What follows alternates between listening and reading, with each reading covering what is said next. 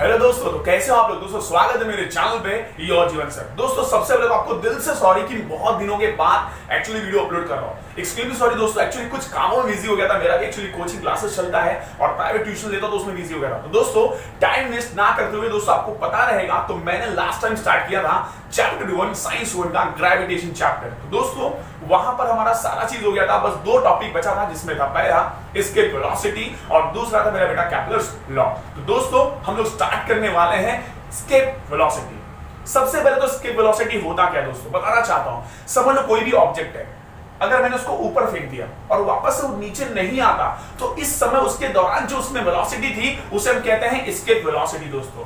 The initial velocity by which any object thrown in upward direction it doesn't come back, this kind of velocity is known as escape velocity. दोस्तों ऐसी initial velocity जिससे मैं किसी भी object को ऊपर फेंकने पर वो ऑब्जेक्ट नीचे नहीं आता दोस्तों, तो उसे हम एस्केप वेलोसिटी कहते हैं। तो दोस्तों बताना चाहता हूं, एस्केप वेलोसिटी को हम लोग दिखाते हैं v, कैपिटल V रहेगा और छोटा सा ESC रहेगा, जैसा कि आपके स्क्रीन पे दिख रहा है।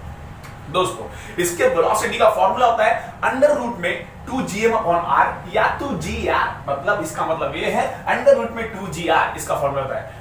2 तो आपको पता है नंबर है, G का मतलब होता है ग्रेविटी और R का मतलब होता है रेडियस ऑफ अर्थ। तो दोस्तों what is the definition of the escape velocity? The initial velocity by which any object thrown in upward direction it doesn't come back, so this is called as the escape velocity। मतलब ऐसी initial velocity जिससे हम किसी भी object को, कोई भी चीज को अगर हम ऊपर फेंकते हैं तो रिटर्न नहीं आती, तो उसे हम एस्केप वेलोसिटी कहते हैं।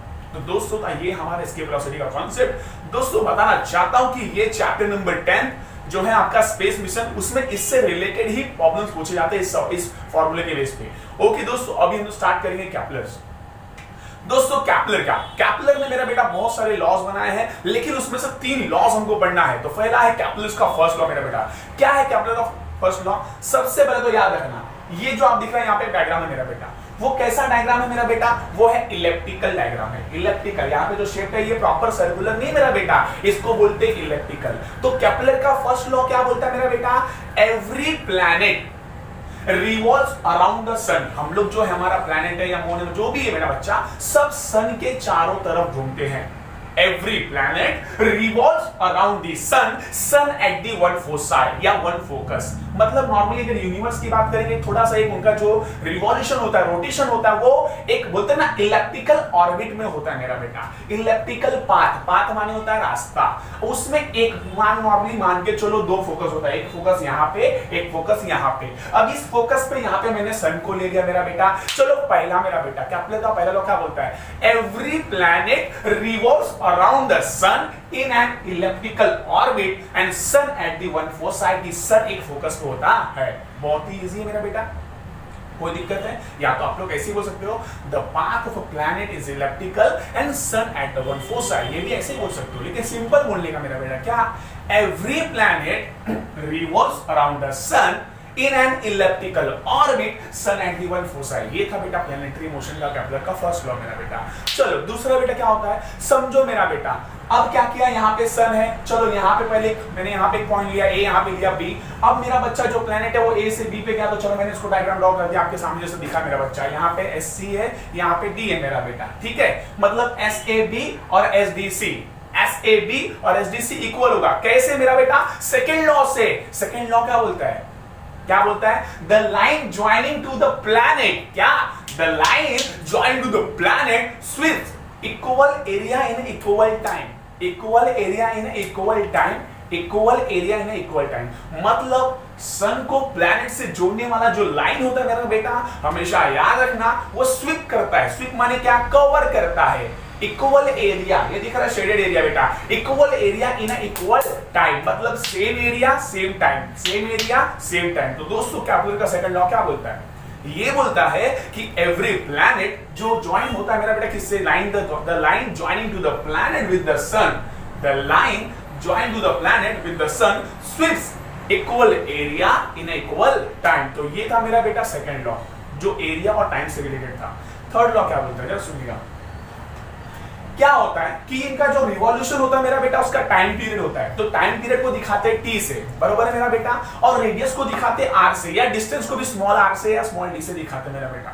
तो तीसरा लॉ ये बोलता है T square is directly proportional to R cube. T square, T मतलब क्या है, टाइम पीरियड है, स्क्वायर मतलब टाइम पीरियड का स्क्वायर, और आर मतलब क्या मेरा बेटा, डिस्टेंस है, डिस्टेंस का क्यूब मतलब square of the time period. जो भी एवरी प्लैनेट का, जो भी प्लैनेट्स होते हैं उनका क्या, square of time period is directly proportional to cube of the distance. Cube of the distance मतलब क्या, the square of time period is directly proportional to cube of the distance. मतलब क्या, डायरेक्टली प्रोपोर्शनल का मतलब अगर time बढ़ेगा तो distance भी बढ़ेगा, टाइम कम होगा तो डिस्टेंस भी कम होगा। मतलब स्क्वायर ऑफ टाइम पीरियड मतलब टाइम पीरियड का जो स्क्वायर होता है वो डिस्टेंस के, स्मॉल आर मतलब होता है यहाँ पे डिस्टेंस, या स्मॉल डी माने होता है डिस्टेंस, उसके क्यूब के क्या होता है, डायरेक्टली प्रोपोर्शनल होता है। तो कैपलर का थर्ड लॉ क्या बोलता है, the square of a time period is directly proportional to cube of the distance. तो ये था हमारा कैपलर का थर्ड लॉ। दोस्तों मैंने 3 लॉ पढ़ा दिया। दोस्तों बताना चाहता हूं मेरा बेटा कि अगर T square is directly proportional to R cube है, ये डायरेक्टली प्रोपोर्शनल में जब साइन हटता है तो वहां पे कोई ना कोई कांस्टेंट आता है। मैंने लिखा टी स्क्वायर इक्वल टू के इंटू आर क्यूब लिख दिया मेरे बेटा। अच्छा के तो कांस्टेंट है मेरा बेटा, आर क्यूब के इसके नीचे ले लो मेरा बेटा, तो T square upon R cube equal to K, मतलब हमारे पास थर्ड फॉर्मूला बन गया, T square upon R cube equal to K. ये कैपलर का थर्ड लॉ का फॉर्मूला है मेरा बेटा। तो दोस्तों ये था हमारा कैपलर का तीनों लॉ, कैपलर का फर्स्ट लॉ, कैपलर का सेकंड लॉ और कैपलर का थर्ड लॉ मेरा बेटा। इसके वेलोसिटी क्या होता है मेरा बेटा, आप सभी जानते हो, the initial velocity by which any object thrown in upward direction it doesn't come back, this kind of velocity is known as escape velocity. बताना चाहता हूं जो लॉन्चिंग ऑफ सैटेलाइट होता है ना मेरा बेटा, सैटेलाइट को लॉन्च करते हैं रॉकेट के थ्रू, वो इसके वेलोसिटी के प्रिंसिपल में काम करता है।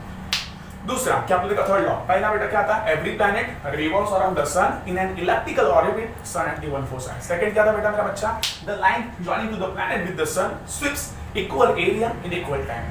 बरोबर है, मतलब ऐसे b equal to S D C. तीसरा लॉ था मेरा क्या था मेरा बेटा, the square of time period is directly proportional to cube of the distance, t square is directly proportional to r cube, t square upon r cube equal to k मेरा बच्चा। ये था हमारा बच्चा क्या, ये था हमारा कैपलर का लॉ। तो दोस्तों मैं बताना चाहता हूं अगर आप मेरे चैनल पे नए आए हो और आपने पहले की वीडियो नहीं देखो, ये अगर आपने लास्ट में बेटा लेक्चर अटेंड कर रहे हो, ये लास्ट पार्ट था ग्रेविटेशन चैप्टर का, अगर इसके पहले के मेरा बेटा आप लोग नहीं देखे हो तो मैं इस चैनल पे लिंक दे दूंगा बेटा बच्चा, पहले के वीडियो आप लोग देखो, उसके बाद ही आपको समझेगा। अगर आप मेरे चैनल पर नए आए तो प्लीज मेरे चैनल को लाइक करो, शेयर करो, सब्सक्राइब करो। थैंक यू, जय हिंद।